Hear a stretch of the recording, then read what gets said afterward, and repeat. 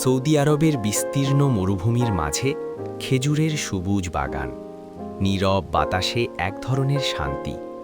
এই বাগানের ছায়ায় বসে আছেন অনেকগুলো মাওলানা, তাদের হাতে তসবিহ, মুখে নবীর কথা।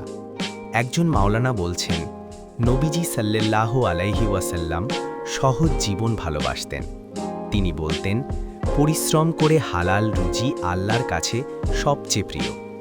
নবীজি নিজেও উট চড়িয়েছেন, রাখাল ছিলেন, কাজকে কখনো ছোট ভাবেননি।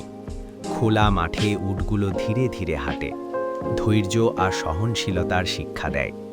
পাশে দুম্বা আর ভেড়া চড়ছে, রাখাল মন দিয়ে তাদের দেখাশোনা করছে। এই কাজের মধ্যেই আছে ইবাদত। এই কথাই আমাদের শেখান নবীজি। কেউ দুধ দহন করছে, সাদা দুধ পাত্রে ভরছে। এই দুধই পরে বাজারে যাবে, হালাল পথে উপার্জনের জন্য। বাজারে মানুষ দুধ আর খেজুর কিনছে, সততা আর বিশ্বাসের সাথে লেনদেন চলছে। নবীজি খেজুর খুব পছন্দ করতেন, খেজুরে আছে সুন্নাহর বরকত।